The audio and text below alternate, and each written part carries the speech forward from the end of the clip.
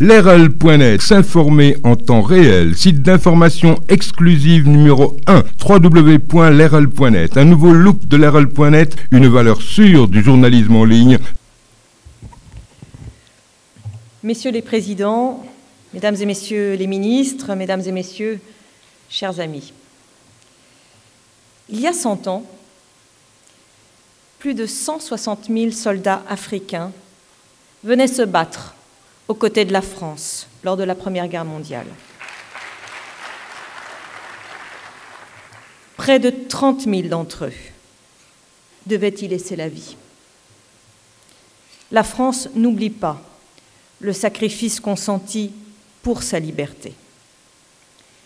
100 ans plus tard, le président de la République s'apprête à organiser un grand forum pour la paix, car malgré les déchirements, malgré les drames et les violences, c'est le désir d'union et de concorde qui doit toujours nous guider.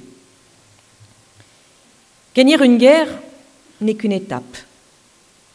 Le plus dur, c'est de conquérir la paix. Cette conquête de paix, nous la menons ensemble et une nouvelle fois, le Forum de Dakar y apportera sa pleine contribution. Enjeux de développement et de stabilité durable. Le thème choisi pour cette 5e édition du Forum de Dakar nous apparaît dans toute sa pertinence. Car c'est mon premier constat, gagner la paix, c'est une question globale. Nous ne pouvons pas voir la sécurité comme une entité séparée, un objectif à part. Ce serait une gageure, une erreur qui nous empêcherait de parvenir à une solution stable, durable.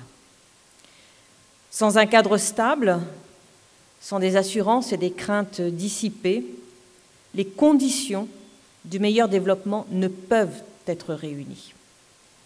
Sans une vision ambitieuse des meilleures conditions de vie, il n'est pas possible de mettre définitivement à terre le terrorisme, les violences et tous ceux qui croient pouvoir s'affranchir des lois. Je pense à la santé, je pense à l'éducation, je pense à notre capacité à répondre au changement climatique. Mais le développement est bien plus large encore. Il passe par des institutions qui doivent être justes, équitables, pour être respectées et acceptées. Il passe par un État qui doit être présent partout et n'inspirer la crainte qu'à ceux qui en défient les lois. Il passe par la liberté de penser, de se mouvoir, d'entreprendre. Ne soyons pas dupes, l'instabilité se nourrit de l'injustice.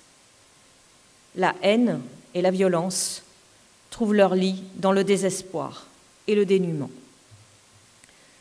Alors si un doute persiste encore, regardons en face quelques situations.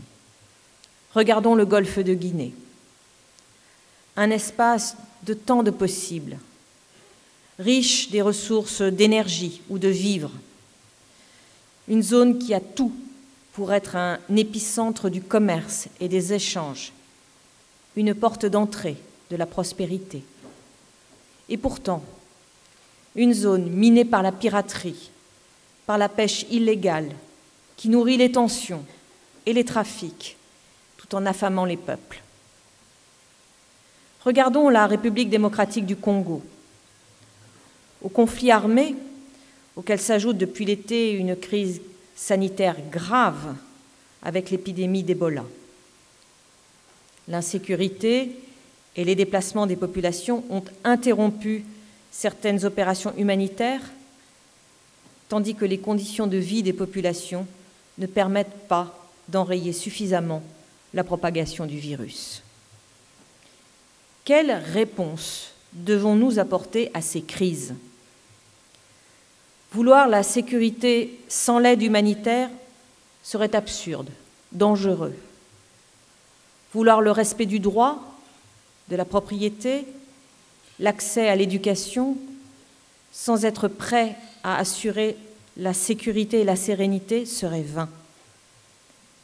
Sécurité et développement sont les deux faces d'une même pièce, les deux ensembles sur lesquels nous devons agir par tous les moyens pour créer les conditions d'une paix durable. Alors, nous agissons. Je dis nous car cela doit être une action collective, une action des nations africaines, bien sûr, mais une action bien plus large encore, les ONG, les organisations internationales, la communauté internationale dans son ensemble. Vous le savez, la France est engagée dans la lutte contre le terrorisme sur le continent africain. Elle l'est militairement avec l'opération Barkhane, qui a porté des coups victorieux contre les terroristes. Mais en tant que ministre des Armées, je suis la première convaincue que si cette action militaire ne trouve pas de relais dans le domaine du développement, dans le retour des services de l'État, elle ne peut être qu'une goutte d'eau versée sur le sable du désert. Barkhane et l'Alliance Sahel vont de pair, car la paix du Sahel, c'est évidemment l'éradication des groupes armés terroristes, mais c'est aussi la réparation des tissus économiques et sociaux qui sont les premiers remparts face à la violence. Mais je parle du Sahel, et si je suis venue ici à Dakar cette année encore, c'est pour vous livrer une conviction. La paix de l'Afrique appartient à l'Afrique. Filez-nous l'information sur lerol@lerol.net ou 33 827 77 01 ou 78 136 52 52.